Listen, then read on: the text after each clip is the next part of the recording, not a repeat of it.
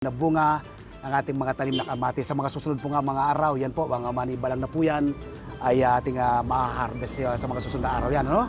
Bawang nakatanim lang po sa mga bote ng mineral water ang ating mga tanim na kamatis. So ngayon po, samahan niyo naman po akong magluluto ng masarap at masustansyang tomato sauce. Alam Magsasaka Reporter, mula po dito sa ating bunga ng ating mga tanim na kamatis. Tara po!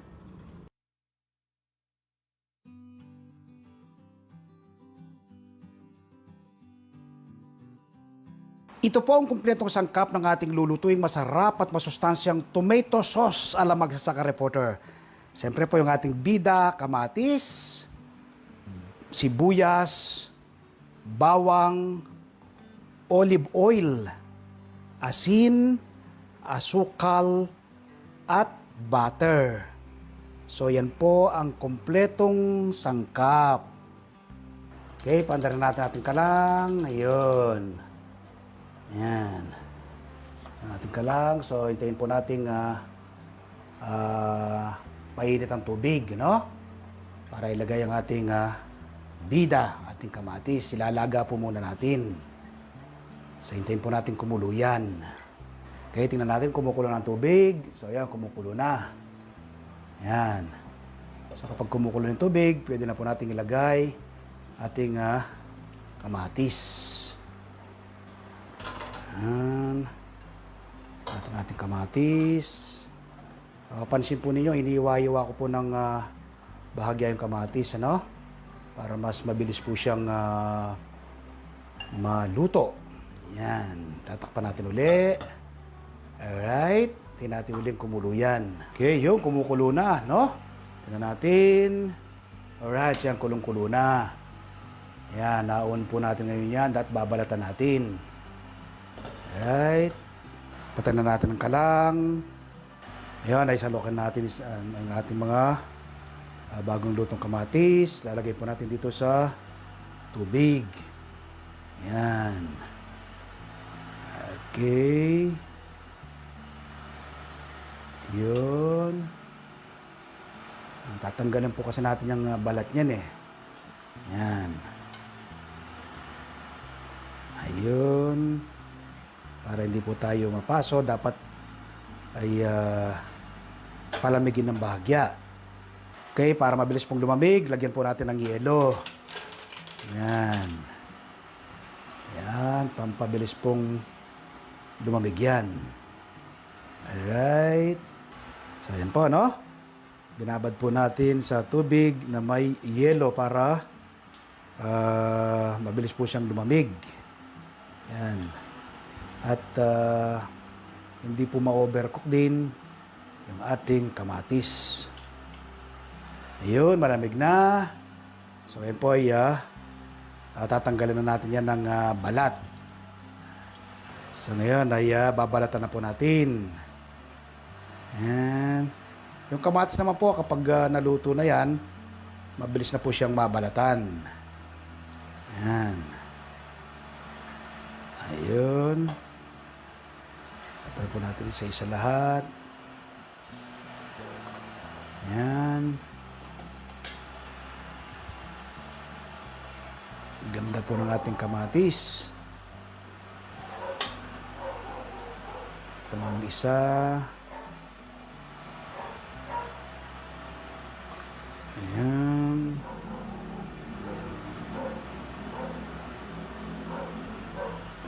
Alright.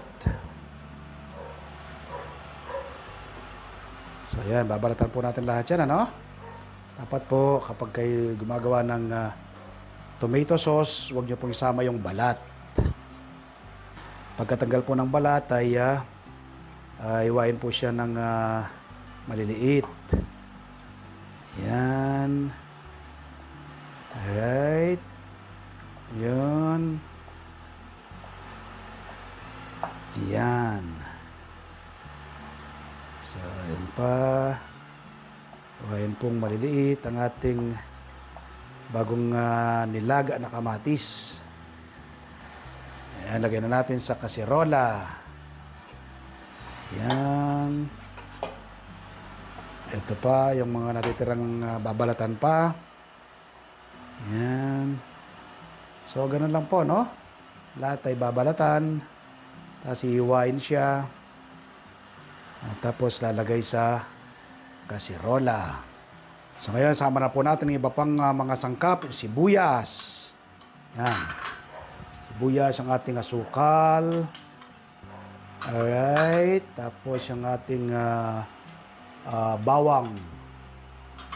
Alright. Asin. Okay. Sunod ay ang butter. Yan. Okay.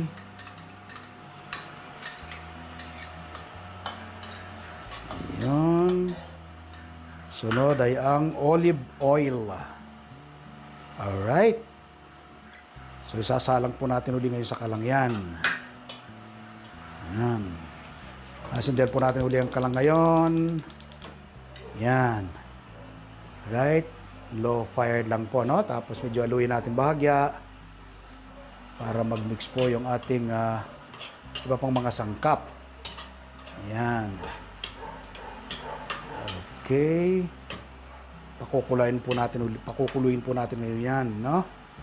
So, dapat kulo uli. Okay, tatakpan natin.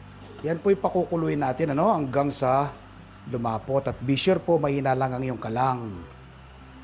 Yan. So, hintayin po natin kumulo yan hanggang lumapot. Okay, tingnan natin kumukulo na. Sa natin, yun. So, kumukulo na po, no? Yan, tapos medyo pipiga-pigayin po natin ngayon yan. Yan. Durog-durogin po natin yung mga buo-buo pa. Yan. Yan. Durog-durog po natin. Yan. Palaputin pa po natin yan, no? Okay, buksan natin. Yun, tuyo na, oh. Yan. Alright. Lagyan natin. Tatanggalin po na ngayon yung mga yung sibuyas. Yan. Asin po natin yan.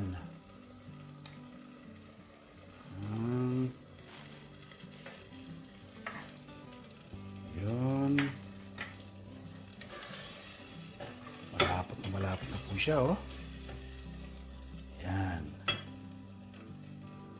Alright, tapatayin natin ngayon ang kalang. Okay. So, ngayon, lagay po natin sa isang mangkok. Yan. Salin natin. Alright. Yun. Kunti lang. Yun. Kung pang sauce lang po at pangkain ng buong pamilya, enough na po yan, ano? Pero pwede po yung patagalin pa. Lagay nyo lang po sa rep para hindi masira pag hindi nyo naubos. Yan. Okay. So ito po yung ating bagong gawang tomato sauce ala magsasakang reporter. Yan, itsura pa lang po ay katakam-takam na, no? So ngayon po ay ite-taste natin kung gaano kasarap itong ating bagong lutong tomato sauce ala magsasakang reporter, no? Papatneran po natin siya sa tinapa. So yan, no? Ang tomato sauce po, napakarami po niyang gamit. Sa lahat po ng lutuin na kailangan po ng kamatis, pwede pong gamitin ang tomato sauce. Tulad po ng spaghetti, no? Yan. Salsyadong isda. Yan, okay? Pwede po yan. Kaya maglalagay tayo ng tomato sauce dito sa ating plato. Yan. Tapos yan, mayroon tayong bagong lutong tinapa. Yan. Partner po natin sa tinapa. Kuha tayo ng ating tomato sauce.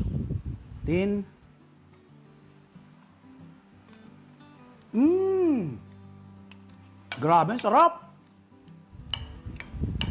Panalo! Isa pa. Kuha tayo ng konting tinapa. Lagyan natin ng tomato sauce. Tikman natin.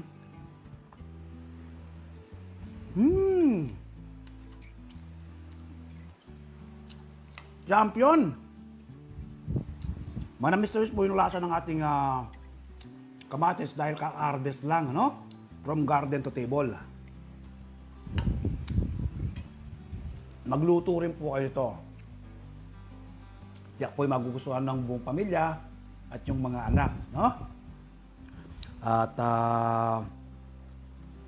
talaga namang yung taglay na sustansya ng kamatis ay makukuha po ng ating katawan. Kasi nga, from garden to table. Pagka-harvest, ito po, niluto natin siya ng tomato sauce ala magsasakang reporter. Nawa po ay nakapag-share naman ako ng kaalaman ngayong araw na ito. Una po, yung simpleng pagtatanim ng kamatis direct planting po from the seeds sa mga bote ng mineral water. At ang ikalawa, yung pagluluto ng masarap at masustansyang tomato sauce ala magsasakang reporter. No? Gawin niyo din po ninyo ito. Palagi ang kong sinasabi, ano? Food security starts at home. Makakatipid ka na, masustansya pang pagsasaluhan ng buong pamilya, at siyempre makakatulong ka pa sa pagpreserba sa ating inang kalikasan. Ako po'y napakarami na ng tanim ng iba't ibang uri ng gulay at prutas, pero patuloy pa po akong nagtatanim. Ako po kasi naniniwala ng pagkakaroon ng seguridad sa pagkain, dapat magsimula sa ating mga tahanan. Food security starts at home. Milyon-milyon ngayon ang nagugutom. Maraming kabataan ang dumaranas ng malnutrisyon. Ito po ang aking nakikitang solusyon, ang pagtatanim ng ating sariling pagkain. Nawa po mula ngayong araw na mapanood ko, magtanim na rin po kayo ng inyong sariling pagkain. Salamat po. Happy farming! God bless! Ngayon po'y sasagutin ko ang ilang tanong ng maraming nanonood dito sa ating show. Ang unang tanong natin ay mula kay Jennifer Bantilan. Hello Sir Mer, gaano po ba katagal magkaugat at ready to transplant ang minarkot na halaman? Salamat po. Thank you very much sa Jennifer. 2 months, pwedeng-pwede na yang ilipat tanim ang mga minarkot na halaman tulad ng mga fruit-bearing trees. Tanong naman mula kay Jan Magat. Sir Mer, may zucchini seeds po bang mabibili dito sa Pinas? Salamat po. Thank you very much, John. Yes, may mga bibibiling zucchini seeds dito sa ating bansa, no? Sa mga plant nursery, pumunta ka, o kaya naman sa mga kilalang supermarket, may mabibili kang zucchini seeds. Tanong naman mula kay Israelita Benyanil.